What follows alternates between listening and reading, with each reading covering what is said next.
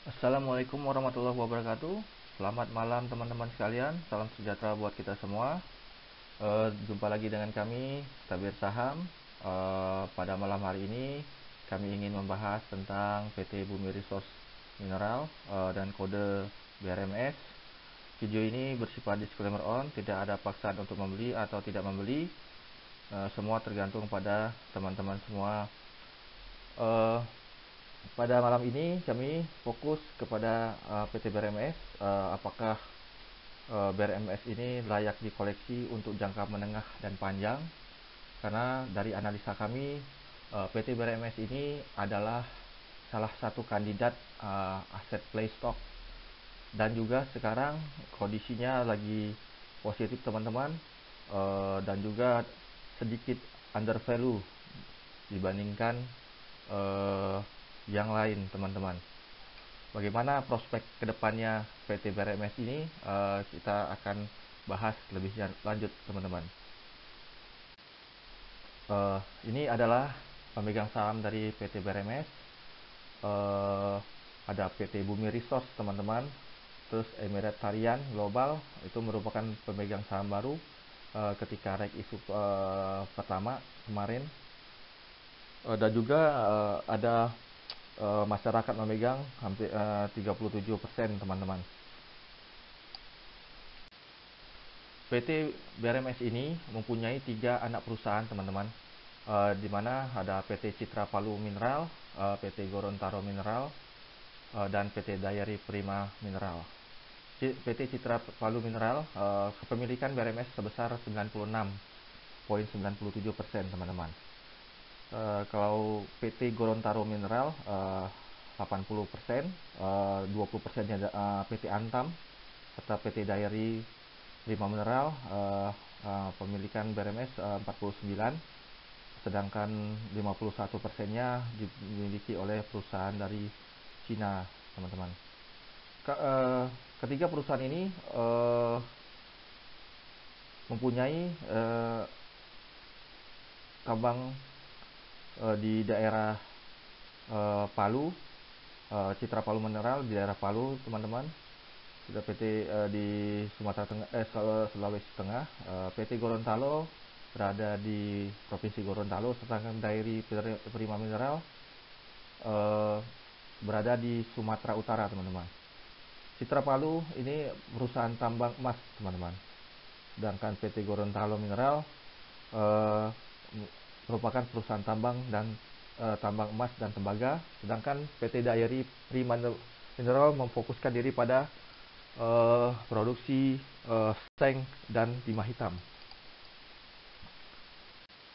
Pertama kita akan membahas PT Citra Palu Mineral teman-teman. Citra Palu Mineral ini berada di lokasinya di Poboya, Sulawesi Tengah. Konsesi tambang selama 30 tahun teman-teman, sampai 2050. Lepas luas wilayahnya ada 85.000 hektar. Sekarang di Poboya terdapat pabrik dengan kapasitas 500 ton per hari, dan juga sudah berproduksi di kuartal 1 2020 teman-teman. Kemarin, beberapa waktu belakang kemarin, PT BRMS melakukan reg isu pertama.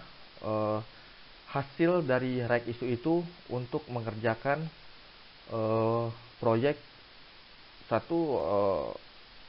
proyek drilling teman-teman. Jadi Poboya ini terdiri, Citra Palu ini mempunyai 5 blok teman-teman.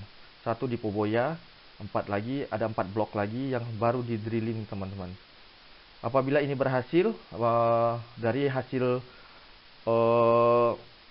public expose kemarin saya lihat, apabila ini berhasil, cadangan dari PT Citra Palu Mineral ini bertambah 20 juta ton teman-teman. Sekarang ini di Poboya sendiri ada 7 juta ton. Jadi total reserve dari PT Citra Palu Mineral ini berkisar 27 ton emas, teman-teman. Terus juga ada pembuatan pabrik, teman. Pabrik berkapasitas 400 ton per hari. Insya Allah bisa beroperasi di kuartal pertama 2022, dan semoga apabila ini terlaksana, terjadi peningkatan yang signifikan, teman-teman. Terus juga ada perencanaan untuk membangun pabrik ketiga dengan kapasitas yang sama, 4.000 ton, insya Allah selesai di kuartal pertama 2024. Jadi total untuk sumur Poboya ini tambang Poboya ini bisa memproduksi emas 8.500 ton per hari, teman-teman. Jadi hampir 8 kali lipat dari produksi sekarang. Lifetime-nya atau pabrik tambang Poboya ini perkiraan 10 tahun untuk satu blok aja. Apabila berarti kalau umpamanya satu blok itu 10 tahun, berarti 4 blok ditambah 4 blok lagi bisa 40 tahun lagi, teman-teman. Bisa 10 jadi 40 tahun totalnya, teman-teman. Jadi panjang waktu operasi Citra Palu Mineral ini, teman-teman. Berikutnya kita PT Dairy Prima Mineral juga sama, teman-teman, mendapat konsesi selama 30 tahun sampai 2052. Luas konsesinya 24.000 hektar, teman-teman. Ada sekarang ini lagi dikerjakan, ada 3 site, teman-teman. Ada site Anjing Hitam, Lai Jahe, dan Base Camp. Anjing Hitam kita lihat cadangannya 8 juta ton, teman-teman. Terdiri dari 14,6% seng dan 9,1% timah hitam, teman-teman. Di Lai Jahe agak besar, teman-teman, ada 16 juta ton, maaf, dengan 8,2% seng dan 4,5% timah hitam, teman-teman. Dan terakhir ada Base Camp 0,8 juta ton, 5% kandungannya, 5% seng dan 5% timah hitam, teman-teman. Dan semua ini dioperasikan oleh perusahaan Cina, teman-teman, karena perusahaan Cina ini lebih berpengalaman untuk tambang dan produksi seng dan timah hitam ini, teman-teman. Ketiga, PT Gorontalo Mineral, teman-teman. Kita lihat konsesinya sama, dapat sampai 30 tahun dengan sampai 2052 dengan luas 24.000 hektar, teman-teman. Total sumber daya di Gorontalo Mineral ini, teman-teman, perkiraannya 300 juta ton, teman-teman. Terdiri dari hampir 0,4 tembaga, 0,43 emas, dan 1,1 perak, teman-teman. Rencananya seperti kita dengar, PT BRMS ini akan melakukan right issue kedua, teman-teman. Right issue kedua ini semuanya, modal dari right issue semuanya untuk membangun fasilitas pabrik dengan kapasitas 2.000 ton per hari. Diperkirakan sampai 2023 atau 2024 akan mulai beroperasi, sehingga akan menambah kapasitas untuk produksi dan pendapatan buat BRMS ini, teman-teman. Selain pabrik emas, juga akan dibangun fasilitas seperti jalan, camp, dari semua right issue kedua ini, teman-teman. Ya, kita harap right issue ini berjalan lancar sehingga pabrik emas ini bisa kita bangun, BRMS bangun, teman-teman, dan bisa beroperasi di 2023 dan 2024. Dari ini adalah fundamental dari PT BRMS, teman-teman. Kita lihat tahun ada 2019, 2020 dan 2021 teman-teman. Kita lihat ada peningkatan dari cashnya 400 juta di pertengahan 2021. Yang 2020 ini 1 tahun ya teman-teman ya, sama 2029 ini laporan keuangan per tahun.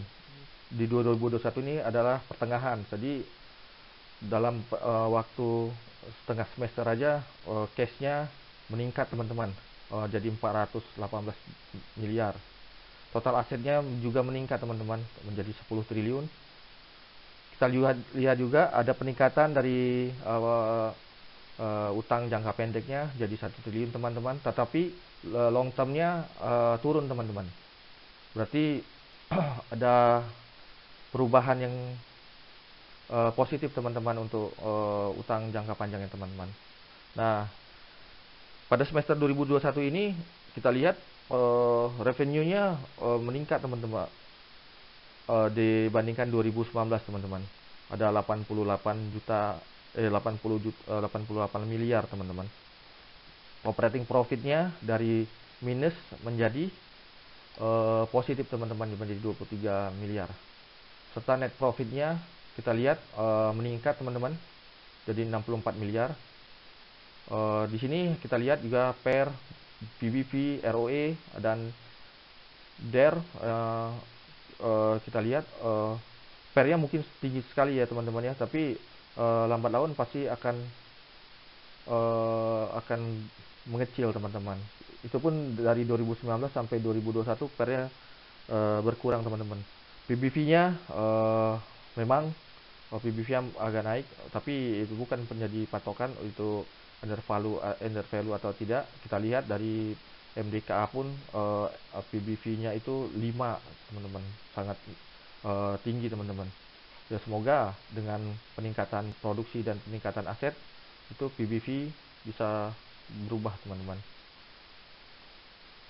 Kita lihat ROE, dan yang ini kita fokus ke utangnya teman-teman. Alhamdulillah utangnya sangat kecil teman-teman, 0,16, di bawah 1 teman-teman. Ya, berdasarkan dari data yang kami sajikan teman-teman, kami simpulkan BRMS ini sangat menarik untuk jangka menengah, jangka panjang, apalagi ketika 2024 semua produksi sudah berjalan. Kita ingat teman-teman, Peter Lynch membagi perusahaan menjadi ada yang play stock, asset play, itu fast growing teman-teman. Jadi mana kita ada aset yang terpendam teman-teman. Kita lihat dari 3 perusahaan ini hanya Pak Citra Palu Mineral yang baru produksi, itu pun termasuk kecil teman-teman, belum maksimal, hanya 500 ton per hari. Apabila pabriknya beroperasi semua bisa 8.500 plus 2.000 dari Gorontalo Mineral teman-teman. Itu baru emasnya teman-teman. Belum lagi khusus Gorontalo ada tambang batu, tambang tembaga, serta Dairy Prima Mineral memproduksi seng, sehingga itu akan meningkat pesat dan sangat-sangat signifikan teman-teman. Selain itu laporan keuangannya dari tahun ke tahun sangat bagus, terus juga hutangnya sangat kecil teman-teman. Semoga dari hasil keuntungannya bisa untuk mengembangkan tambang-tambang yang lain atau mengakuisisi tambang-tambang yang lain teman-teman. Terus kita lihat penggunaan right issue fokus ke pembangunan pabrik atau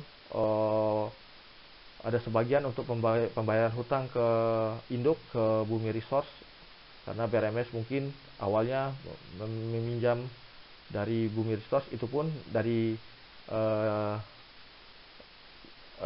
informasi yang saya dapat, yang saya baca, itu sudah dilunasin semua teman-teman. Hampir 500 miliar itu lunasin ke PT Bumi Resource, teman-teman. Terus dari rencana right issue ketiga ini, teman-teman, right issue kedua, maaf, ada pembeli siaga, teman-teman. Jadi apabila right issue ini tidak terserap sama pasar, ada pembeli siaganya, teman-teman. Dan ada kabar beredar adalah grup Salim untuk membelinya, tapi kita jangan berandai-andai dulu karena belum ada kepastian dari grup Salimnya, teman-teman. Tapi yang pasti di luar grup Salim ada pembeli siaga untuk right issue. Sehingga apabila ini right issue sudah terlaksana, uang right issue tersebut akan digunakan untuk membangun pabrik yang Gorontalo Mineral, teman-teman. Dan insya Allah 2023-2024 berjalan, insya Allah di 2024 semua untuk dua tambang yaitu Citra Palu Mineral dan Gorontalo Mineral akan meningkat signifikan dan pendapatan pasti akan melonjak tajam, teman-teman. Mungkin itu aja dari kami, dari Tabir Saham, teman-teman, tentang BRMS. Menurut kami layak untuk dibilang aset play karena sangat-sangat masih banyak potensi-potensi yang tersimpan dan belum terserap, dan insya Allah 2024 bakal BRMS ini akan mendapat pendapatan yang sangat tinggi, teman-teman. Dan juga BRMS dengan fundamental yang bagus, insya Allah, dan juga masih under value menurut saya, teman-teman, layak dikoleksi untuk jangka menengah dan jangka panjang, teman-teman. Mungkin itu aja dari saya, teman-teman. Selamat malam. Assalamualaikum warahmatullahi wabarakatuh.